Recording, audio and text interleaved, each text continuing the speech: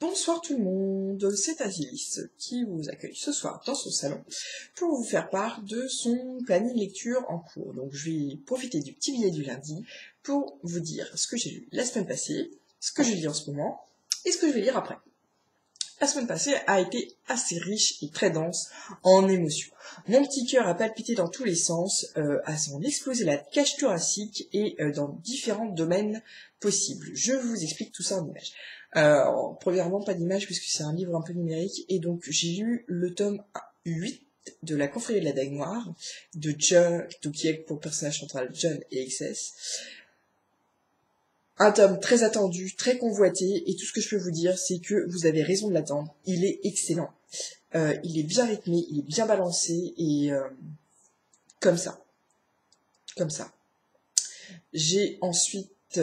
donc c'était une lecture que je faisais en parallèle avec le tome 1 de la saga de Anita Blake. Plaisir coupable de Laurel K. Hamilton. J'ai eu une mauvaise rencontre avec Laurel K. Hamilton en essayant de la connaître par le biais de Mary Gentry, quel n'a pas été mon déplaisir. Et donc ça n'a pas été une aventure concluante, tellement que j'avais pas vraiment fini le premier tome. Et donc je me suis réessayé à l'aventure et Anita Blake m'a totalement charmée. Une héroïne pure et dure, très dure même, et donc avec un petit cœur tendre mais qui le cache bien. Et Plaisir coupable est une formidable expérience, je lirai la suite, je pense. Voilà, j'ai fait ensuite une petite pause roman, en restant un peu dans le domaine de la lit, mais en choisissant la version comique. Et oui, c'est Merci Thompson, le retour aux sources. Et j'ai beaucoup aimé voir Merci en mouvement. Donc ça, c'est la cover faite par l'illustrateur qui fait les covers américaines, mais dans le comic, elle ressemble plutôt à ça. Voilà. La femme. The Woman, quoi. Ouais. Et bon. La tronche qu'elle avait... ouais, voilà, quoi. Non, c'est plutôt l'énergie, le mouvement qui se dégage de tout ça, et comment est-ce qu'elle rencontre tous les personnages qui jalonnent après la série dans le reste de la saga, dans les romans, et j'ai beaucoup aimé voir quel a été son premier contact avec Z, son premier contact avec Tad, son fils, le fils de Z, hein, avec Adrogman, avec Stéphane, avec, bah oui, enfin voilà, toutes les meutes, les nids de vampires, tout ça. Donc c'est vraiment les origines de Merci Thompson à Tricity. On a quelques flashbacks aussi de sa vie avec le Maroc et tout ça. Hop. Et juste après, j'ai lu Entre chien et loup de Mallory Blackman. Si vous connaissez pas, vous avez le droit. Moi aussi, je connaissais pas. C'est splendide, c'est magnifique, c'est une très très belle histoire. Un monde de fiction et en même temps, la fiction est toujours inspirée d'un peu de réalité.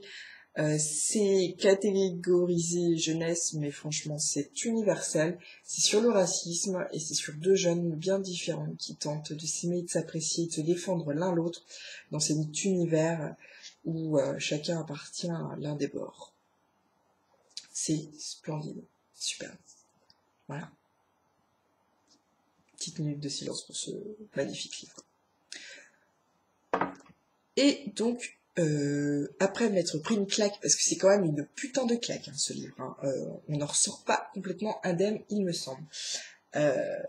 Après avoir lu ça, je me suis dit, il me faut un peu de douceur, un peu de rouloudou, et donc j'ai choisi de lire, donc j'ai commencé tout juste, hein, j'ai 70 pages à peu près à mon actif, La vie est un arc-en-ciel de Cecilia Ahern, que j'avais découvert avec le PS I Love You, qui m'avait complètement chamboulé, et donc celui-ci fait partie de mon challenge épistolaire. Donc c'est une correspondance entre Rosie et Alex. Donc on découvre qu'ils se connaissent depuis les bancs de l'école. Donc c'est marrant comme tout, la correspondance elle commence avec des petits mots qui s'échangent sur les bancs de l'école primaire, avec des fautes d'orthographe et tout, c'est vraiment trop mignon. Et puis ils grandissent, la correspondance évolue, on commence à avoir quelques lettres, certaines qui sont pas envoyées d'ailleurs, quelques emails, des conversations MSN aussi, et puis voilà, ces deux meilleurs amis que rien ne sépare, ils font tout ensemble. Un garçon, une fille, Alex et Rosie. Et ils sont mignons que tout plein. Ils grandissent, il commence à y avoir certains premiers amours. Et c'est Alex qui commence à avoir des... Enfin voilà, qui rencontre une fille. Et du coup, on sent qu'il y a une petite tension, une petite distance qui se crée.